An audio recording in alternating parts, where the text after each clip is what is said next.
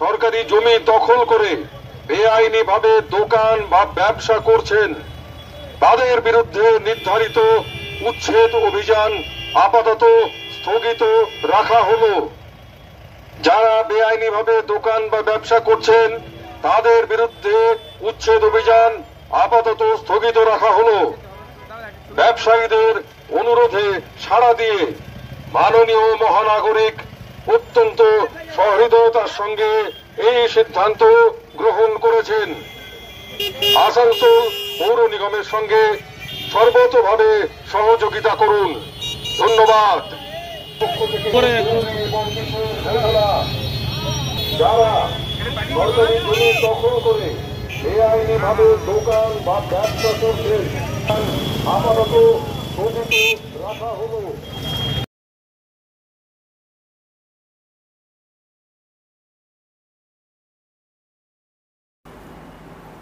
Actually ওখানে একটা drain pass হয়েছিল,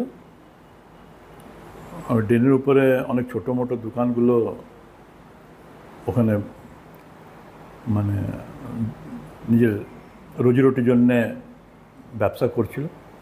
তো ওদেরকে চিন্তা ভাবনা রেখেই আপাতত এই কাজটা আমাদের স্থগিত করেছি। আসানসোল মিউনিসিপ্যাল কর্পোরেশন মেয়র সাহেব এটাকে স্থগিত রেখেছেন। আগামী দিনে কি করা হবে? যেহেতু নিকাশি ব্যবস্থা সামনে বর্ষাকাল আসছে, ওটা আসানসোল মিউনিসিপ্যাল কর্পোরেশন চিন্তা ভাবনা করবে, যেভাবে করবে। অবাক আসানসোলের মানুষের দুর্ভাগ্য যে তৃণমূল কংগ্রেসের নোংরা রাজনীতির খেলায় আসানসোলের উন্নয়ন আটকে যাচ্ছে। এটা আসানসোলের মানুষের দুর্ভাগ্য। আসানসোলের মানুষকে ঠিক করতে হবে যে 2026-এ এরা যখন আবার বাড়ির দরজায় দরজায় যাবে তাদেরকে বিদায় দেওয়ার সময় হয়ে এসেছে, বিদায় দিতে হবে। কারণ মেয়র সাহেব ঘটা করে প্রচার করলেন আর মেয়র সাহেব বললেন যে আমরা নর্দমা বানাবো, পানীয় জলের 1 ঘন্টার বৃষ্টি হলে মানুষের বাড়িতে 1 কোমর জল পৌঁছে যাচ্ছে। তাহলে সেইটাকে স্তব্ধ করে দেওয়ার অধিকার আসানসোলেরই যদি কোনো মানুষ কলকাতায় বসে অঙ্গুলি হিলনে বন্ধ করে দেয় তাহলে তো এটা আসানসোলের মানুষের দুর্ভাগ্য, তাই না? আমরা আসানসোল পৌর নিগম পরিচালনা করবে, আসানসোলের মেয়র, আসানসোলের ডেপুটি মেয়র, আসানসোলের চেয়ারম্যান, আসানসোলের এমআইসি, আসানসোলের বড় চেয়ারম্যানরা, কাউন্সিলররা, না আসানসোল পৌর নিগম পরিচালিত হবে আসানসোলের অন্য কোনো ব্যক্তির ইচ্ছাতে কলকাতা থেকে? এটা আমাদেরকে ঠিক করতে হবে। কারণ আমরা ট্যাক্স দিই পৌর নিগমকে, আমরা জলের ট্যাক্স দিই পৌর নিগমকে, আমরা সুযোগ সুবিধা নেব পৌর নিগমের কাছ থেকে।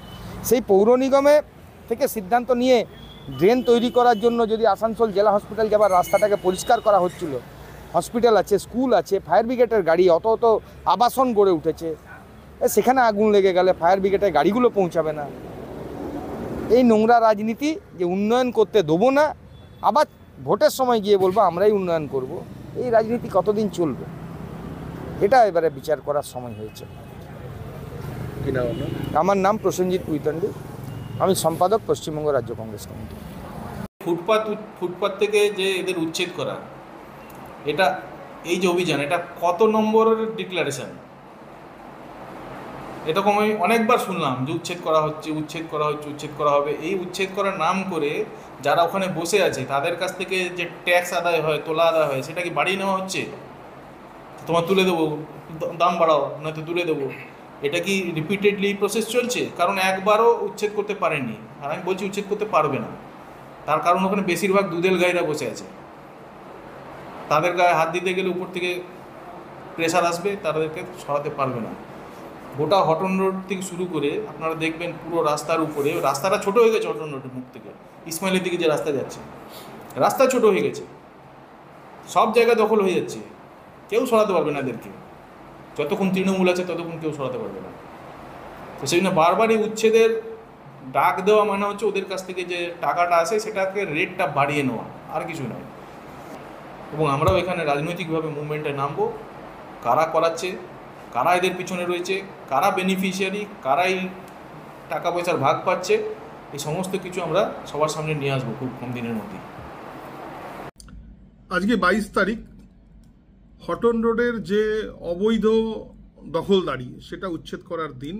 আসানসোল কর্পোরেশন ঢাকঢোল পিটিয়ে MIC মিটিং, বোর্ড মিটিংয়ে সমস্ত কাউন্সিলরদের সামনে মিটিং করে ঠিক করেছিল যে আজকের দিনে হটন রোডের উচ্ছেদ করা হবে যারা বেআইনিভাবে বসে রয়েছে। খুব ভালো কথা যে নরক যন্ত্রণা আসানসোলের মানুষ ভোগ করছে, যে হসপিটাল যেতে গেলে যেভাবে হটন রোডের উপর দিয়ে যে কোনো মুমূর্ষু রোগী যখন তখন মারা যাবে, ওখানে যেভাবে দুটো DAB 1 DAB 2 স্কুল রয়েছে, সেখানে যেতে গেলে বিভিন্ন জায়গায় যেতে গেলে হটন রোড বেআইনি দখলদারে ভর্তি, সেখানে কোনোভাবে যাওয়া যাবে না।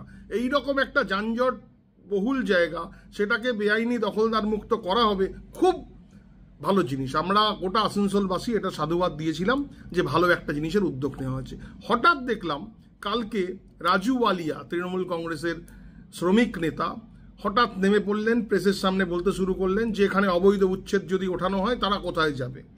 রাজু ওয়ালিয়ার আপনারা দেখবেন, রাজু ওয়ালিয়া সেই মানুষ যে আসানসোলের MLA বড় বড় যখন যে উৎসবের যে ছবি দেওয়া থাকে তার নিচে ওনার নাম লেখা থাকে, তার ছবি থাকে। ঠিক আছে, খুব ভালো জিনিস। আমি দেখলাম উনি এই কথা বলছেন যে তাহলে ওনাদের দলের এক পক্ষ বলছে যে উচ্ছেদ হাঁটাতে হবে, আর এক পক্ষ সেটার বাধা দিচ্ছে। আমি তখনই ভেবেছিলাম যে এই উচ্ছেদ কিন্তু কখনো হবে না, এই উচ্ছেদ সম্ভব নয়। কেন কি এই সরকার দুধেল গাইদের সরকার, দুধেল গাইরা ওখানে বসে রয়েছে, দুধেল গাইরাই অটো স্ট্যান্ড, টোটো স্ট্যান্ড এবং অবৈধ দোকানদার যেগুলো, সেগুলো সব দুধেল গাইদের দখলে। এই দুধেল গাইদের এই সরকার চটাবে না। খালি মানুষের আইওয়াস, আসানসোলের মানুষের, আসানসোলের জনগণকে বোকা বানানো। এবং ওখানে যারা যারা দখলদার বসেছে, এর আগেও আমি বলেছিলাম তৃণমূল কংগ্রেসের নেতাদেরকে টাকা পয়সা দিয়ে ওখানে রাস্তা দখল করে তারা বসে রয়েছে। তৃণমূল কংগ্রেসের নেতাদেরকে টাকা দিয়ে ওই অটো টোটো স্ট্যান্ডে তারা অটো টোটো চালায়। এদেরকে এইভাবে সম্ভব না, এদেরকে সরানো।